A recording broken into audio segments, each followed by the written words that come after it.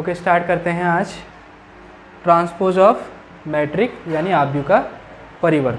ठीक है, इससे पहले हमने एक्सरसाइज कंप्लीट कर दी। अब इसके बाद का टॉपिक आपका क्या है, ट्रांसपोज ऑफ मैट्रिक यानी आव्यूह का परिवर्त। ये किस तरीके से ज्ञात करते हैं ये बताते हैं हमको। ठीक है, बहुत ही आसान सा है। देखो, कोई भी मैट्रिक्स अगर हम ए से रिप्रेजेंट कर रहे हैं, ठीक है, किससे रिप्रेजेंट कर रहे हैं, मान के चलो ए से, तो ए इक्वल्स टू मैट्रिक्स को सामान्य फॉर्म में क्या लिखते हैं, ए आई जे, क्या लिखते हैं, ए आई जे। और वो मान के चलो किस, इसका ऑर्डर क्या है आपका, m क्रॉस n है, मान लो क्या है, m क्रॉस n। ए के मैट्रिक्स का एक क्या है, जनरल फॉर्म मान लो, क्या है, एक जनरल फॉर्म है। अब अगर मैं इस मैट्रिक्स का क्या निकालता हूँ, ट्रांसपोज निकालता हूँ या परिवर्त निकालता हूँ, तो उस कंडीशन में क्या लिखूँगा, ए के ऊपर टी भी लगा सकते हो आप, ए टी करके, ए ट्रांसपोज, या इसको ऐसे भी लिख सकते हैं A dash, simply A dash equals to क्या हो जाएगा, मैट्रिक्स ए जो आई जे के फॉर्म में है वो जे आई बन जाएगा। अब ये समझ नहीं आएगा क्या चीज़ हुआ ये, और जो आपका ऑर्डर है वो n क्रॉस m से लेके, सॉरी m क्रॉस n का क्या हो जाएगा, n क्रॉस m हो जाएगा ना, उल्टा पुल्टा हो जाएगा। अब ये हुआ कैसे, ये क्या है, इस चीज़ को अब एग्जाम्पल के माध्यम से समझते हैं। ठीक है, एक एग्जाम्पल लेके चलते हैं। a इक्वल्स टू 2 3 4 2, और चलो एक और लिख देते हैं यहीं पर 1 2। एक मैट्रिक्स है ये, इसका ऑर्डर कितना है अभी, 2 क्रॉस 3, 2 रो हैं और 3 कॉलम। अब अगर मैं इसका ट्रांसपोज निकालता हूँ यानी ए डैश निकालता हूँ, या ए ट्रांसपोज कहते तो एक के ऊपर टी भी लगा सकते हो आप, तो क्या आएगा उसके लिए बताओ। जो रो है ना वो क्या हो जाएगा, कॉलम बन जाएगा, जो कॉलम वो क्या बन जाएंगे, आपके रो बन जाएंगे। मतलब रो ऐसा है ना, ये 2 4 1 रो में लिखा है, इसको कॉलम में लिख दो, यानी 2 4 1। ये वाला भी रो में लिखा है तो इसको भी कॉलम में लिख दो, 3 2 2। अब इसका ऑर्डर क्या हो गया, देखो कितने रो हो गए, 3, और कॉलम कितने हो गए, 2। तो ऑर्डर देखो m क्रॉस n से n क्रॉस m, यानी 2 क्रॉस 3 से 3 क्रॉस 2। समझ गए। अब ये आई जे से जे आई क्या मतलब हुआ इसका, देखो जरा, ये पहले कौन सा टर्म था, A11 था ये इसमें भी क्या है, अभी A11 है, 1 को आगे पीछे करो एक ही बात है, उससे कोई मतलब नहीं बनता है, एक ही बात बनती है। इससे आपको और ज़्यादा आइडिया होगा इसके आगे वाले से। ये आपका A12 वाला टर्म था, यहाँ कौन सा वाला है, देखो फोर्थ A21 वाला, देखो यहाँ 1 2 का क्या बन गया, 2 1। ठीक है, यहाँ देखो ये कौन सा नंबर का टर्म था, A13, और ये क्या बन गया आपका A31 वाला टर्म बन गया, तीसरे रो का पहला टर्म बन गया इस बार। तो इसका मतलब आई जे का क्या बन गया, आपका जे आई बन गया। इस रूप में ही तो चेंज हो रहे हैं सारे ये, तो इसको हम बोलते हैं ट्रांसपोज ऑफ मैट्रिक्स। समझ गए ना, आ गया समझ में ये चीज़। अब उसके बाद आती है इसकी प्रॉपर्टी। ठीक है, लिखेंगे प्रॉपर्टीज ऑफ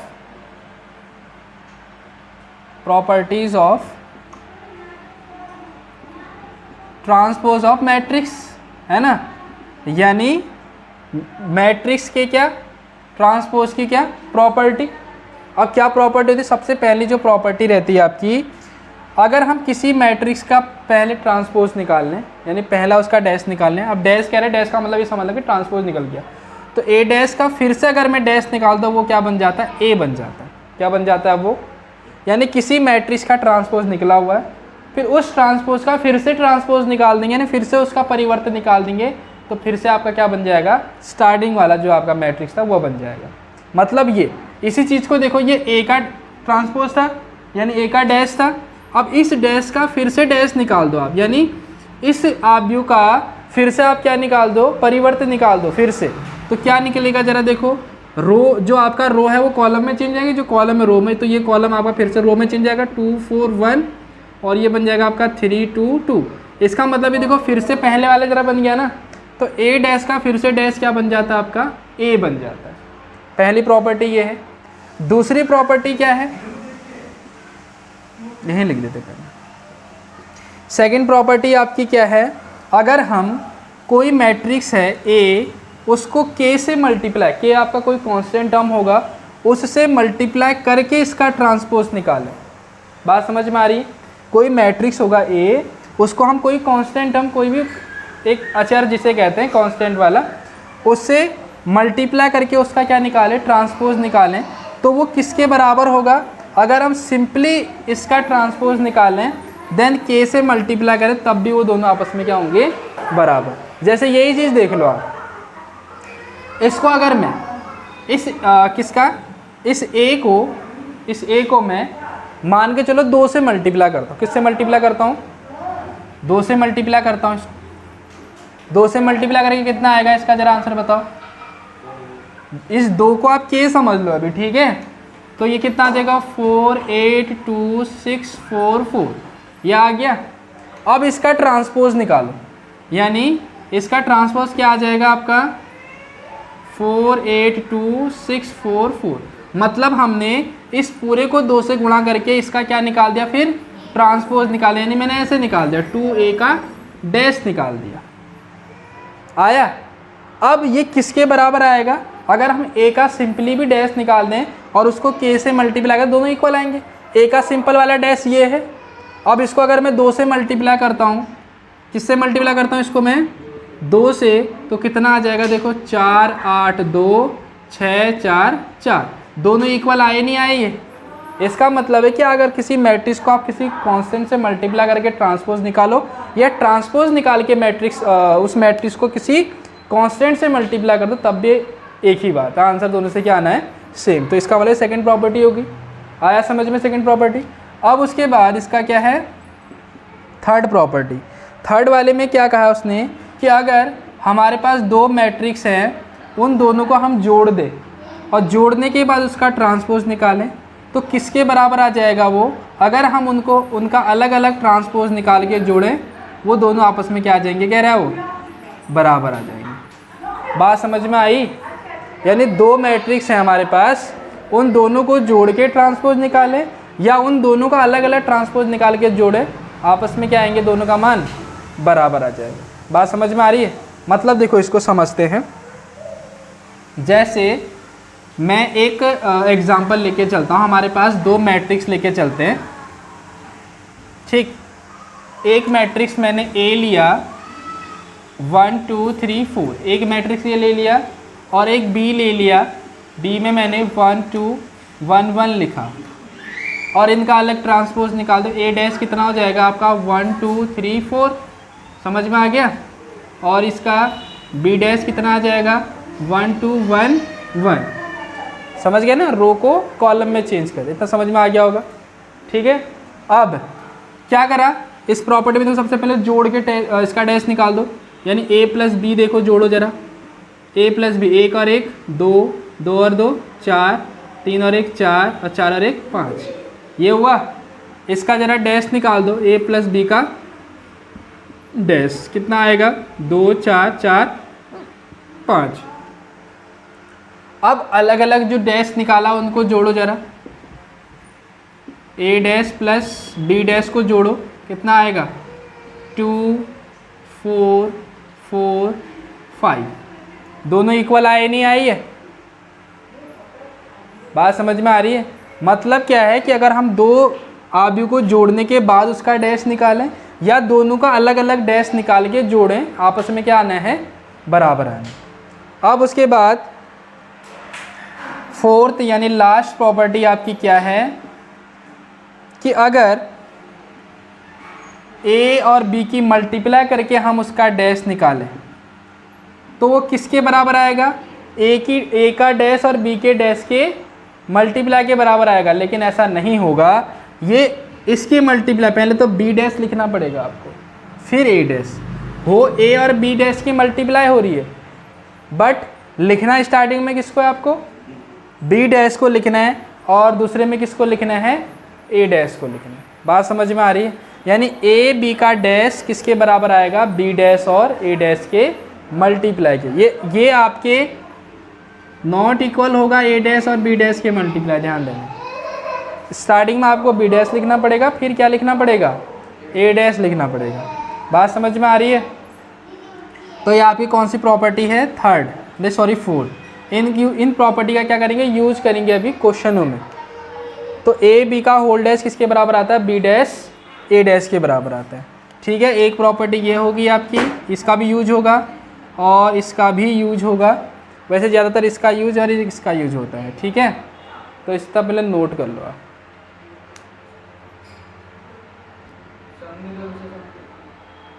ओके, अब अगला टॉपिक है आपका symmetric and skew symmetric matrix, यानी सममित और विषम सममित आव्यूह।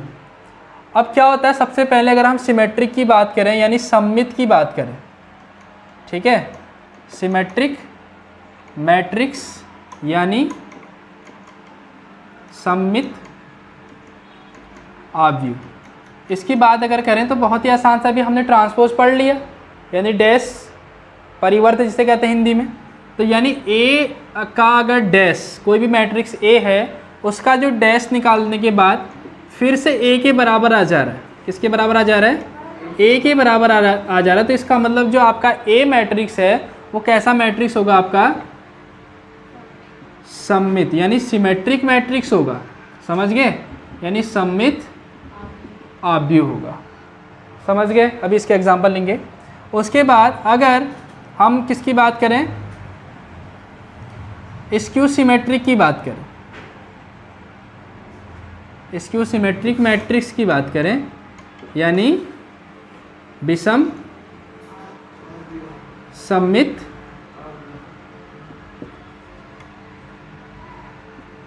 आव्यूह। तो क्या होगा उसके लिए? अगर हम किसी मैट्रिक्स का डैश निकाल रहे हैं और वो डैश माइनस ए के बराबर आ रहा है, तो उसको हम क्या बोलते हैं? स्क्यू सिमेट्रिक मैट्रिक्स बोलते हैं, यानी विषम सममित आव्यूह बोलते हैं। अब इसके एग्जांपल्स लेके चलते हैं। जैसे आपके एनसीईआरटी में पहला एग्जांपल दे रखा है, ए इक्वल्स टू लिखा है इसने, खाली इस टाइप से एग्जांपल लिखा है, मतलब इसके जो हेडिंग जहाँ पर लिखी उसके नेक्स्ट नीचे लिखा है ए इक्वल्स टू लिख रखा है √3 2 3 1 -1.5 -1 3 -1 और 1। ये है आपका एक मैट्रिक्स। अब चेक करो कि सिमेट्रिक है, स्क्यू सिमेट्रिक यानी सममित है या विषम सममित है। तो उसके लिए क्या करते हैं? सबसे पहले डैश निकालो जरा इसका। तो डैश निकालने के लिए क्या करते हैं? रो को कॉलम में, कॉलम को किस में चेंज करना है? रो में। तो देखो ये ऐसे चेंज कर लो, तो कितना आ जाएगा इसका? √3 1, सॉरी यहाँ 1 नहीं, यहाँ 2 है। ठीक है, 2 ऐसे चेंज कर रहा हूँ, ध्यान से देखना। √3 2 3, हाँ, फिर कितना आ जाएगा? 2 -1.5 और माइनस का 1। अब इसको भी देखो 3 -1 और, तो देखो ये सेम बन गया ना, एक ही तरह ही है, बना नहीं बना? यानी डैश निकालने के बाद फिर से क्या बन गया? वो एक ही तरह ही हो गया, सेम जैसा ए है वैसे ए डैश भी हो गया। तो मतलब हम कह सकते हैं कि जो ए डैश है वो किसके बराबर आ गया? आपका ए के बराबर आ गया। ठीक है, इसका मतलब हम कह सकते हैं कि जो आपका ये जो मैट्रिक्स दे रखा हो कैसा मैट्रिक्स है? आपका सममित यानी सिमेट्रिक मैट्रिक्स है। आ गया समझ में? अब एक एग्जांपल लेके चलते हैं आप, किसका? स्क्यू सिमेट्रिक का। जैसे कोई मैट्रिक्स लिखा है 0 1 2, ठीक है, और माइनस का 1 0 है 3, अभी दिखाता हूँ 3, और उसके बाद माइनस का 2 माइनस का 3 और 0। एक मैट्रिक्स दे रखा है, वहाँ FEG में लिखा है, मैंने नंबर्स में लिख दिया, ऐसे कोई दिक्कत। तो देखो यहाँ पर इसका डैश निकालो जरा, ए डैश, रो को कॉलम में चेंज करो, 0 1 एंड 2 कॉलम में हो गया। ये आपका आएगा माइनस का 1 0 3, और ये आ जाएगा आपका माइनस का 2 -3 और। अब यहाँ देख रहे होगे आप, सेम बना तो उसकी तरह ही है, लेकिन जो यहाँ प्लस के नंबर्स हैं वो यहाँ माइनस के हो गए। देखो 1 और 2 है यहाँ, तो यहाँ 1 और 2 पॉजिटिव है, यहाँ देखो 1 और 2 किस में है? नेगेटिव में। यहाँ -1 है, यहाँ प्लस का 1 है, यहाँ प्लस का है वो माइनस, मतलब जो चीज़ यहाँ प्लस की वो यहाँ माइनस की हो गई, और जो यहाँ माइनस की थी वो यहाँ क्या होगी। इसका मतलब क्या है, इसकी तरह बनाने के लिए मुझे माइनस क्या करना पड़ेगा, कॉमन लेना पड़ेगा। तो माइनस कॉमन लेने से जो आपके ये माइनस वाले सब क्या बन जाएंगे, प्लस वाले, और जो प्लस वाले हैं क्या बन जाएंगे, आपके माइनस वाले। इसका मतलब सेम इसकी तरह बन जाएगा, मतलब इन सब में से माइनस हट जाएगा तो ये बन जाएगा, और इन सब में माइनस लग जाएगा फिर से ये, मतलब कुल मिला के वो एक डैश के बराबर, मतलब एक के बराबर बन जाएगा। तो मतलब इसको मैं लिख सकता हूँ ए डैश बराबर किसके बराबर, -a के बराबर। समझ में आ गई बात। तो मतलब ये कैसा मैट्रिक्स हो जाएगा आपका, स्क्यू सिमेट्रिक मैट्रिक्स, यानी विषम सममितापी हो जाएगा। समझ गए ना। सिमेट्रिक मैट्रिक्स में क्या होता है, ए डैश ए के बराबर हो जाता है, और स्क्यू सिमेट्रिक में ए डैश -a के बराबर हो जाता है। समझ गए। एक बार इसको लिख लो।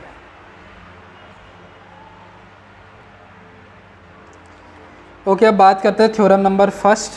ठीक है, इसी पर बेस्ड है जो अभी बताया मैंने, सिमेट्रिक और स्क्यू सिमेट्रिक मैट्रिक्स, उसी पर बेस्ड है आपका। ठीक है, तो पहली थ्योरम क्या बोल रही, for any square matrix A with real numbers entries, मतलब एक स्क्वायर मैट्रिक्स ए है, कोई भी स्क्वायर मैट्रिक्स होना चाहिए, उनमें क्या होने चाहिए, रियल नंबर होने चाहिए। रियल नंबर का मतलब वास्तविक संख्या होनी चाहिए, वो कोई भी क्या, एक वर्ग आप भी होना चाहिए आपका, क्या होना चाहिए, एक square matrix m into M, या m इंटू एन लिख रहे हैं, लेकिन यहाँ पर क्या है आपका m इक्वल्स टू n है।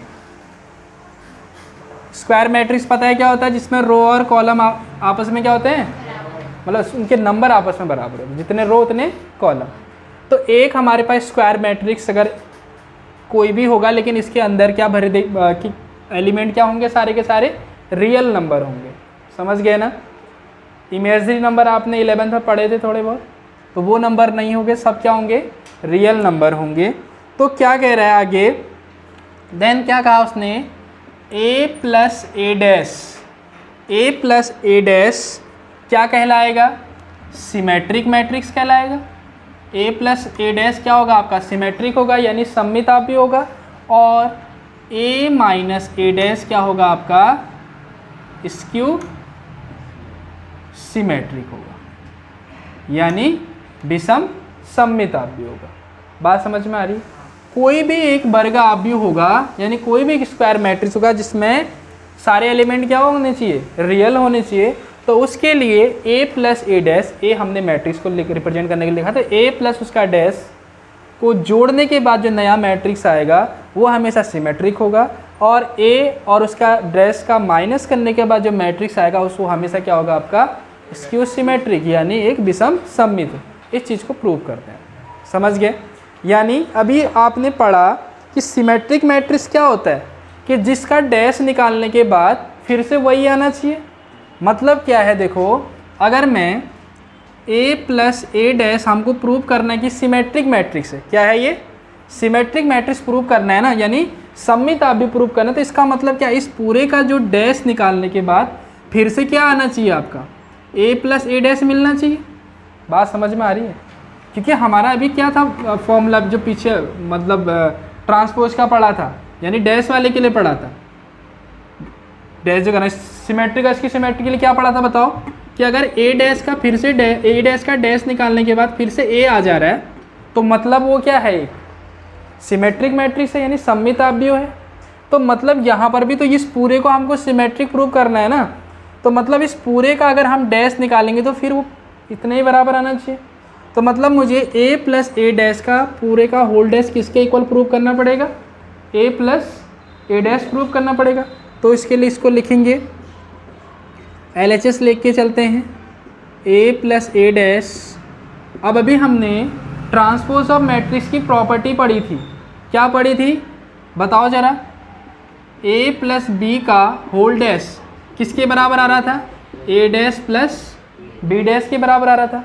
अभी तो पढ़ी प्रॉपर्टी ये वाली थी या नहीं थी, समझ में आ गई बात।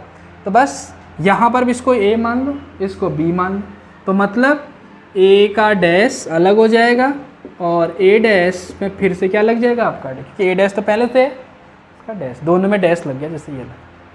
इतनी बात समझ में आ गई होगी।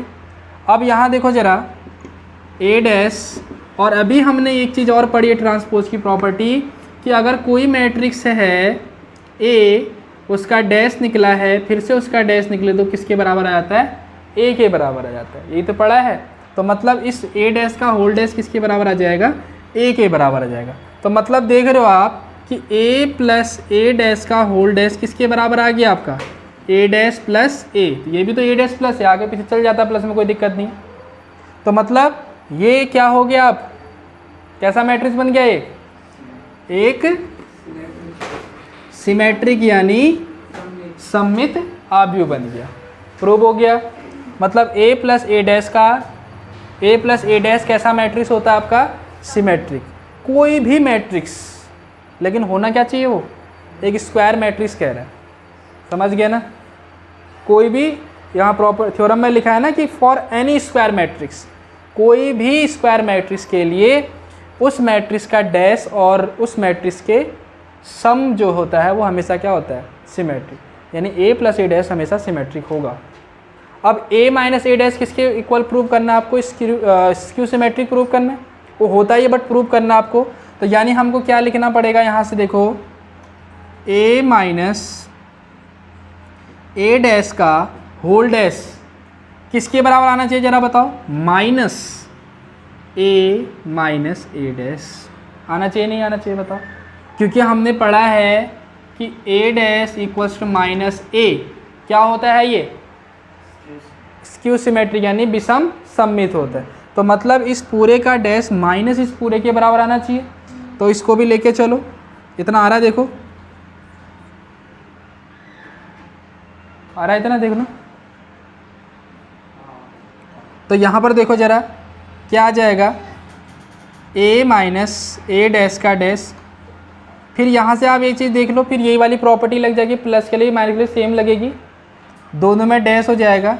ए डैश माइनस ए डैश का डैश, ये डैश दोनों में लग गया। अब यहाँ देख लो, ए डैश तो ए डैश रहेगा, ए डैश का होल डैश किसके बराबर आता है? ए के बराबर आता है। अब मेरे को ए स्टार्टिंग में लिखना है, प्लस होता तो कोई बात नहीं, आगे पीछे चल जाता है, लेकिन माइनस है तो इसका मतलब मुझे क्या करना पड़ेगा? माइनस कॉमन लेना पड़ेगा। तो ये माइनस का प्लस बन जाएगा और ये प्लस का क्या बन जाएगा? माइनस। तो बन गया, नहीं बन गया? ये उसी के इक्वल। तो मतलब ए माइनस ए डैश किसके इक्वल आना है?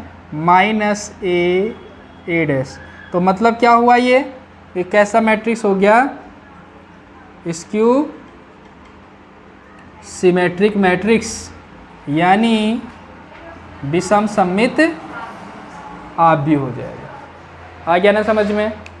तो कोई भी स्क्वायर मैट्रिक्स के लिए ए प्लस ए डैश सिमेट्रिक होता है, ए माइनस ए डैश क्या होता है? स्क्यू सिमेट्रिक होता है। ये प्रॉपर्टी समझ गए? लिख लो फिर इसको, फिर इसका थ्योरम नंबर 2 पढ़ते हैं। ठीक, अब थ्योरम नंबर 2 क्या कह रही देखो। ठीक है, इसमें क्या है एक बार पढ़ लेते हैं इसको। Any square matrix can be expressed as the sum of symmetric and skew symmetric matrix, यानी किसी भी वर्ग आव्यूह को हम सममित और विषम सममित आव्यूह के योगफल के रूप में लिख सकते हैं। कोई भी स्क्वायर मैट्रिक्स होगा उसको हम सिमेट्रिक और स्क्यू सिमेट्रिक के फॉर्म में, मतलब सम के फॉर्म में क्या कर सकते हैं? लिख सकते हैं। यानी स्क्वायर मैट्रिक्स ए है तो इसको जो है ये आपका सिमेट्रिक हो गया ए प्लस ए डैश, और ये आपका ए माइनस ए डैश क्या हो गया? स्क्यू सिमेट्रिक यानी विषम सममित और दोनों के सम के रूप में। इसको सॉल्व करोगे तो किसके इक्वल आएगा? वो ए के इक्वल आएगा। देखो कैसे आएगा? 1/2, इसके पास भी कॉमन ले लो, यहाँ बचेगा ए, यहाँ ए डैश, और इधर आ जाएगा ए माइनस ए डैश, माइनस से प्लस वाला कैंसिल हो गया, और क्या बचेगा आपका? 1/2। ए प्लस ए कितना हो गया? 2a, 2 से 2 चला जाएगा, कितना आ गया? ए। तो ए के बराबर आया नहीं आया? इसका मतलब ये आपका क्या है? सिमेट्रिक है, और ये आपका स्क्यू सिमेट्रिक है। आ गया ना समझ में? तो सममित और विषम सममित आव्यूह के योगफल के रूप में लिख सकते हैं। और इस चीज़ से अभी ट्रांसपोज से बेस्ड सारे क्वेश्चन अब कल करते हैं विद एक्सरसाइज। ठीक है, आज के लिए बस इतना। समझ गए ना इतना?